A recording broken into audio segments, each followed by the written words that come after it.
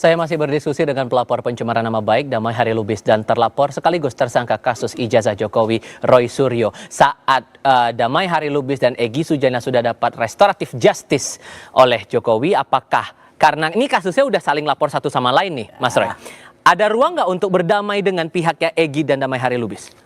Yang jelas kalau mereka mau, kalau kami mau dapat RJ udah dapat RJ-nya. Dari Roy Suryo RJ itu. Ada lagi. Tapi mau nggak kalau mau dibuka nggak pintu damai itu? Ini Untuk yang apa? Mana nih? Karena kan ini saling lapor nih. Oh, kalau saya masih menganggap ya Bang Damai, Bang Egy itu adalah sahabat-sahabat kita, rekan seperjuangan yang mungkin saja kemarin itu sempat agak. Tapi kalau soal kasus di antara kami, itu menurut saya nggak ada kasus. Walaupun kemudian Anda dilaporkan Bang Egy gara-gara pencemaran nama Nggak baik. apa-apa, tunggu aja. Nanti kan laporannya tiba-tiba hilang gitu aja udah. Buktinya apa? Kenapa Anda tunggu yakin? aja. Itu Kenapa Anda yakin? Tunggu sebentar. Kenapa Anda yakin itu kasus akan hilang? Ya sama seyakinnya saya bahwa ijazah palsu itu akan terbukti palsu. Itu aja. Kita kan punya perhitungan. Kasus apa-apa. Nanti misalnya mau yang dilaporkan apa, silahkan. Saya mau dilaporkan Egy, apa yang dilaporkan. Ya kan udah jelas putranya saja udah gini Mas ya udah gitu. Jadi kan berarti ada orang lain nih. Orang lain inilah yang kemudian menjadi istilahnya kalau dalam dunia pewayangan. Siapa orang lain itu? Ya nanti ada kalau dalam wayang tuh Sengkuni. Kalau dia nggak laki-laki ya Sengkini. Ya siapa? Udah jelas. Masa siapa? dibiarkan menebak-nebak? Gak usah, kalau ada Tuyul ada Mbak Yul udah jelas itu siapa. Tapi versi Sengkuni dia beda sama saya. Apa coba? Beda ya? Ada Sengkuni yang saya tuduh Sengkuni ada. Tapi kalau beliau tahu tuh yang saya tuduh. Iya. Tapi kalau dia nuduh Sengkuni yang diantara Sengkini. Oh Sengkini. Nah, saya juga tahu sebetulnya. Itu nggak boleh. Kenapa? Ya udah ini nggak tepat saya dilapor sama dia. Tapi keyakinannya nih laporan Anda ke Ahmad Kozinudin itu bakal hilang. Oh nggak bilang begitu kan untuk Pak Suryo kan. Untuk saya aja. Oke. Tapi Anda merasa bahwa laporan Anda nanti bakal di follow up sama polisi? Saya kepingin dia tobat. Wah. Tobat daripada berharap hanya untuk disukai, dipercayai oleh publik yang nggak jelas, ya umum artinya. Sementara edukasinya nggak ada. Karena apa yang dia sampaikan itu kita udah jelaskan. Dia bisa lihat kok sama Sang Uji, bahkan dia baca kebetulan di Kompas juga kan, dia baca, saya kasih tahu. Karena saya tanya undang-undang apa lagi, nggak ada itu udah cukup betul. Ada undang ini apa bang? Itu, berarti Anda menutup kemungkinan untuk berdamai dengan Ahmad Kozinudin? Artinya begini, saat ini saya nggak terpikirkan untuk itu. Yang ada saya pengen dia tobat daripada informasi publik yang banyak nggak benarnya. Tobatnya ini tobat yang langsung minta maaf ke Anda atau gimana bentuk tobatnya? Dia tidak memprovokasi lagi bahasa-bahasa dia itu. Karena saya sudah susun bukti. Track recordnya sudah ada, jadi nggak perlu dia ngomong apa-apa. Itu nanti jadi bukti saya kok. Ya. Kalau saya gini deh.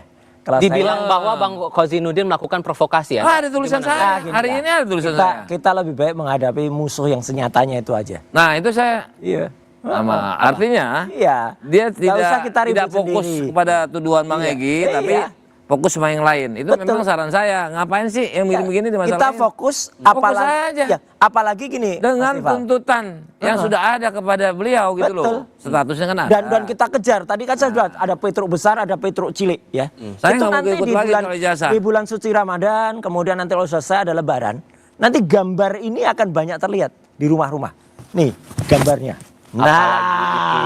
Apalagi itu. Ini gambarnya adalah mirip ini. Tapi inilah musuh rakyat itu. Ada kong kali kong. Kong kali kong. Orang ini kong kali kong dengan ini ya, kemudian menghasilkan ini. Itu lawan sebenarnya, lawan rakyat tuh ini. Meskipun kemudian sampai sekarang nih kasus Anda berkelindan nih, nggak tahu kapan akan masuk dalam tahap peradilan nih. Emang sengaja diputar-putar Kita tunggu. Gimana sih? Ada yang takut masuk peradilan. Kalau kami sama sekali nggak takut. Siapa yang takut?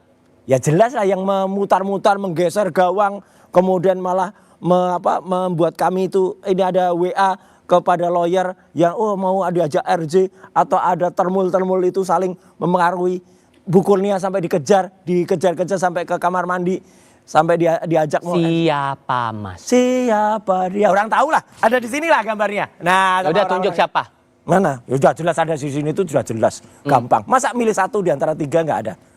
Ya. Anda merasa memang Ada di sini dan ada di sana. Anda merasa bahwa ini kasus berkepanjangan ijazah Jokowi ini oke lah terlepas bahwa Anda sudah SP3 dan Anda tidak peduli. Tapi kan ini berkelindan terus. Memang ada yang takut.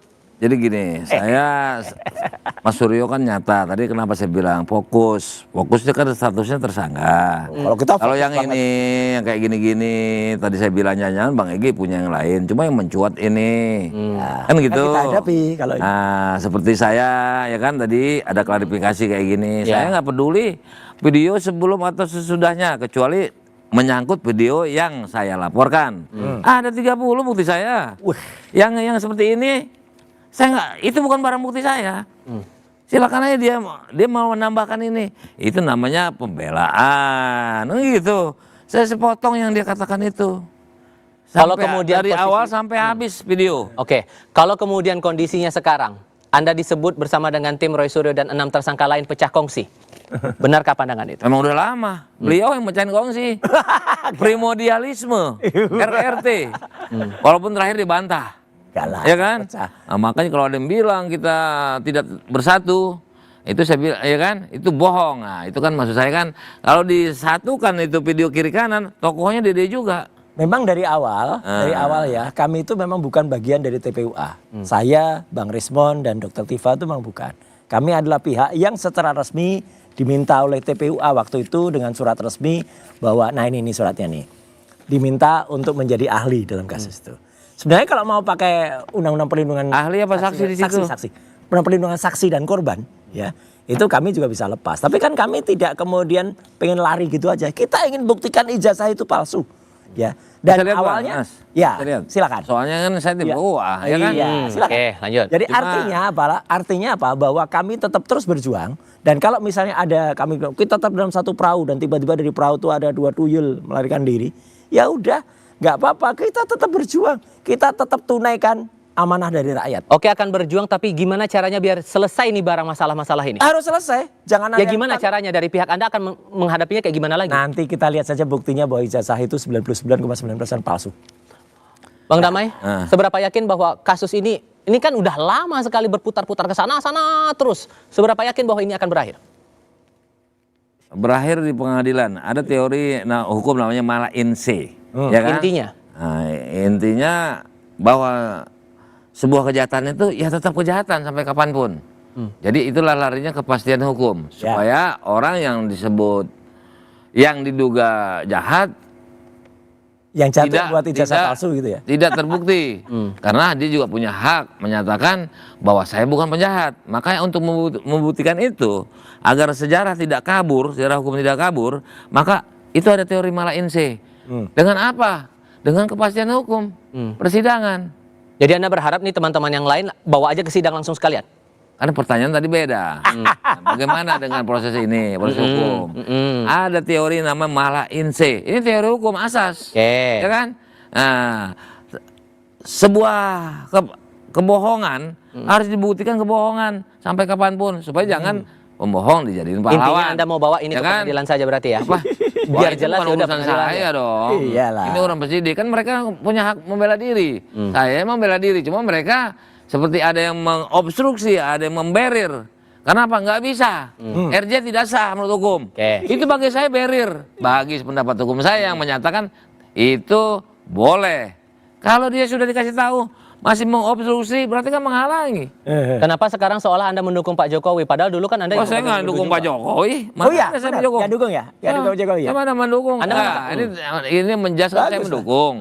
Saya tidak mau ikut-ikut urusan ijazah lagi.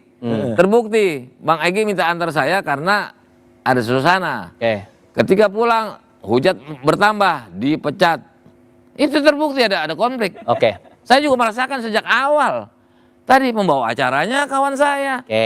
Mereka nggak bisa mampu nampilkan saya seperti itu. Gimana mampu berjuang menangani perkara. Bilang tidak mendukung. Untuk saya bicara aja nggak bisa. Nggak mampu dia. Karena juga ngakunya kan tetap saya tidak minta maaf. Iya kan gitu. Kami tidak minta maaf. Bang Egy kan juga bilang gitu. Ya bagus lah kalau nggak minta maaf. Dia nggak pernah nonton. Iya toh. Nggak tahu. Dan kami minta maaf. Bang Egy dan Bang DHL nggak pernah minta maaf. nggak pernah membuat perjanjian, kok tiba-tiba dikasih aja? Berarti ada yang keprank. Jadi gini, saya jelaskan lagi, mungkin Om Suryo lupa. Iya.